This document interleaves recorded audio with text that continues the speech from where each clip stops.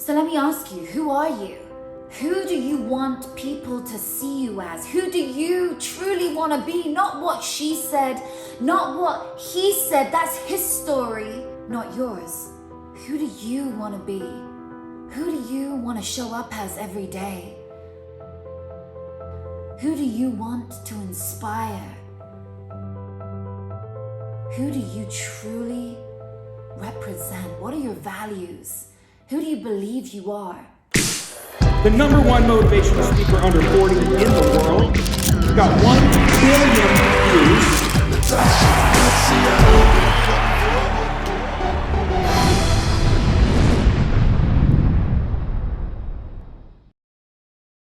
The very first thing I want you to do in this 3-part exercise, I want you to just take a seat. And I love this exercise. It was inspired by Joe Dispenza. Great guy. I want you to sit down. I want you to visualize with your eyes closed. I want you to just get settled into that spot and start visualizing the person you want to be. Visualizing your higher self, your future self, the version of you that you want to become someday in the next 3 years. The version of you with those beautiful family and children around you. That version of you having already achieved that career goal, having already made those millions of dollars, having already helped build that orphanage. Who are you and who do you want to be? And visualize it in that moment. And just get comfortable in that moment. Just close your eyes down and just take some deep breaths. Get really comfortable in your own skin and just visualize that version of you. That's step 1. Step 2, I want you to work out what emotions and thoughts, feelings and actions that version of you actually has. Because I assure you, they are different from the thoughts, action, feelings and emotions that you have right now as the version of you that you are playing. Remember, life is a movie. You get to choose your character. Now write your script. Choose the version of you that you want to be. What emotions does that version of you have? What emotions do they feel? What thoughts do they think? What actions do they take every day? What actions do they take to be that person every day? What thoughts are they thinking? What emotions are they feeling? I want you to really embody that and really feel it before you open your eyes. Do not even open your eyes until you fully embody that version of you and feel it wholeheartedly, because I know you can, because this is the version of you you actually believe in. And then part 3 is you need to sit there and you need to actually bring up the emotions and things that you're doing, the feelings and the thoughts that currently you are doing that do not serve you.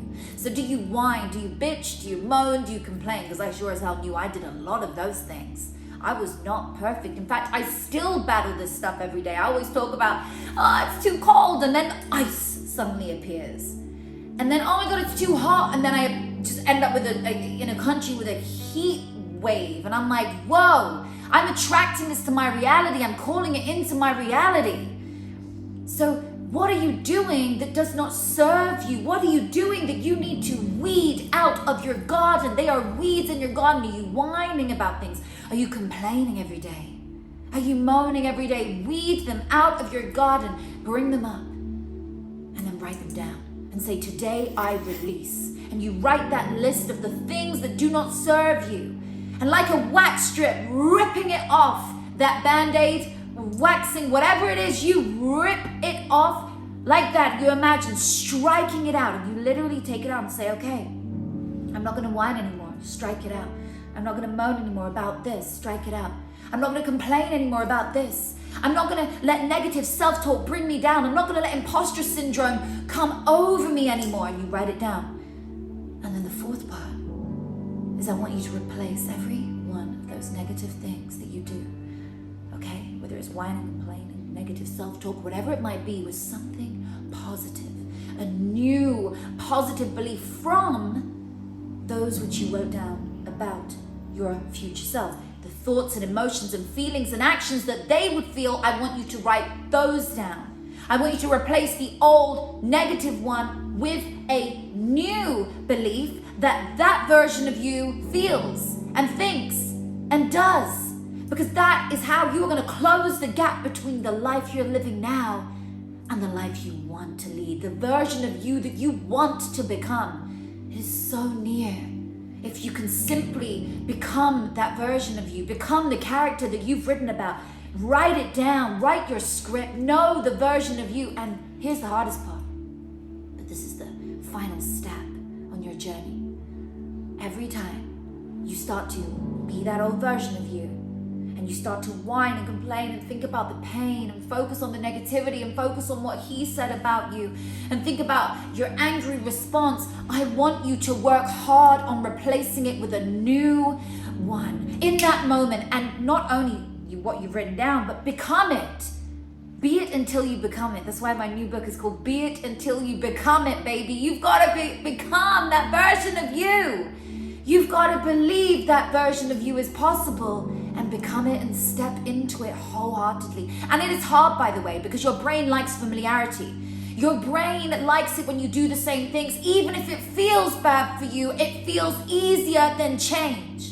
Change is not easy, and I'm not saying it's gonna be easy, and every single day you're gonna have to work it, and every time your old limiting belief comes up, you're gonna have to knock it out like you're in that boxing arena and say, ciao, motherfucker, you're out, and replace it with the new one and work through it. And it might feel itchy and it might feel uncomfortable, but you've got to get comfortable with discomfort for change to occur in your life.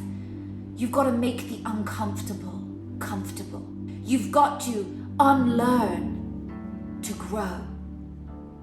You have to let go of what you thought worked, and you have to try these new beliefs and thoughts and emotions and actions. And as Joe Dispenza says, your personality becomes your reality. Okay, so if you can change any one of those things, if you can change your thoughts, your beliefs, your feelings, emotions, actions, any one of these things, you will see a shift in your reality. So change one of those things and work on it. Like brushing your teeth with the other hand. It feels odd, but if you commit to it, you become ambidextrous and you can brush your teeth with both hands just as easily. So commit to it. Build those new neural pathways in the brain, those synaptic connections, strengthen them through repetition, and change your reality, and your body will follow.